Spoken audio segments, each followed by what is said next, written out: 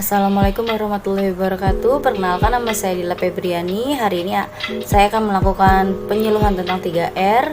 Dari materi 3R ini saya akan memanfaatkan botol plastik yang digunakan untuk dalam program KKN umum saya yang berjudul Pemanfaatan Botol Plastik Menjadi Handicraft yang Bernilai Ekonomis.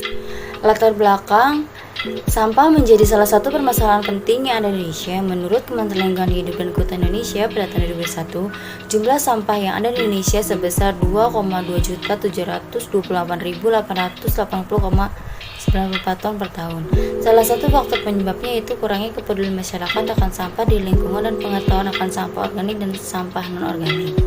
Setelah mengetahui masalah yang terjadi di lingkungan sekitar, maka didapatkan solusi yang tepat, yaitu dengan melakukan kegiatan 3R: reduce, reuse, dan recycle. Metode ini dilakukan dengan cara sosialisasi mengenai pemulihan sampah antara sampah organik dan sampah organik, penyuluhan mengenai 3R, pelatihan pembuatan produk, recycle, mengubah botol minuman plastik menjadi tempat media tanam, kemudian membagikan hasil produk recycle tersebut. Apa itu sampah? Dalam Undang-Undang Nomor 8 Tahun 2008 tentang pengelolaan sampah, sampah adalah sisa kegiatan sehari-hari manusia dan atau proses alam yang bermutu padat.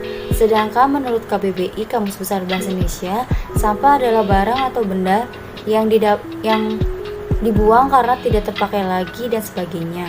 Kotoran seperti daun, kertas. Jadi dapat disimpulkan ialah sampah merupakan sisa dari alam atau kegiatan dari manusia yang dibuang jika sudah tidak dipakai atau digunakan lagi. Berdasarkan asalnya, sampah terbagi menjadi dua, yaitu sampah organik dan sampah non-organik. Bisa dijelaskan bahwa sampah memiliki dua bagian, yaitu sampah organik dan sampah non-organik. Sampah organik sendiri adalah limbah yang berasal dari sisa makhluk hidup atau alam seperti hewan, manusia, tumbuhan yang mengalami pembusukan atau pelapukan. Sampah ini tergolong sampah yang ramah lingkungan karena dapat diuraikan oleh bakteri secara alami dan berlangsung cepat. Contohnya sampah dari dapur, sisa makanan, pembungkus selain kertas, karet, dan plastik, tepung, sayuran, kulit buah atau sayur, daun, dan ranting. Menurut Basiranta tahun 2007. Sedangkan sampah non-organik adalah sampah dihasilkan dari bahan-bahan non-hayati, yaitu jenis sampah plastik, sampah kertas, sampah kaca dan keramik, dan sampah deterjen.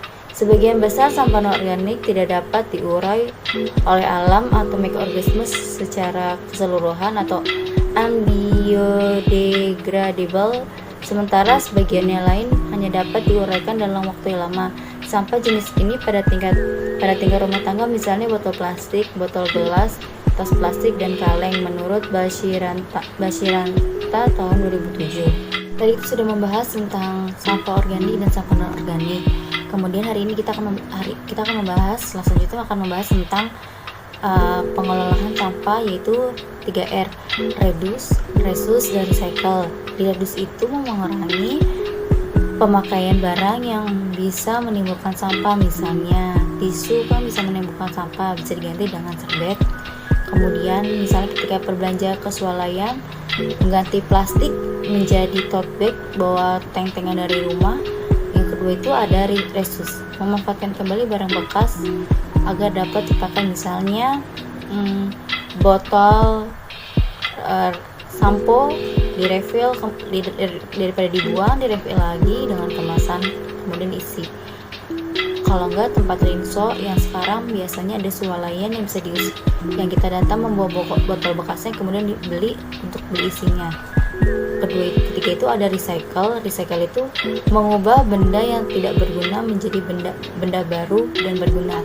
Misalnya yaitu botol plastik kan bisa dimanfaatkan menjadi media tanam, tempat pensil, bisa jadi vas, bisa jadi celengan. Sini ada contoh dari pemanfaatan 3R, yaitu pemanfaatan botol limbah plastik. Nah, pembuatan botol limbah plastik kan biasanya kan dikiloin, dibuang, tapi di sini bisa dimanfaatkan dengan menggunakan sebagai tempat media tanam, kemudian bisa jadi tanaman hidroponik, kemudian bisa jadi tempat celengan, kemudian bisa jadi tempat vas atau tempat penyimpanan pensil di rumah untuk belajar, kemudian bisa banyak lagi. Sekian materi hari ini, semoga materi bermanfaat. Terima kasih.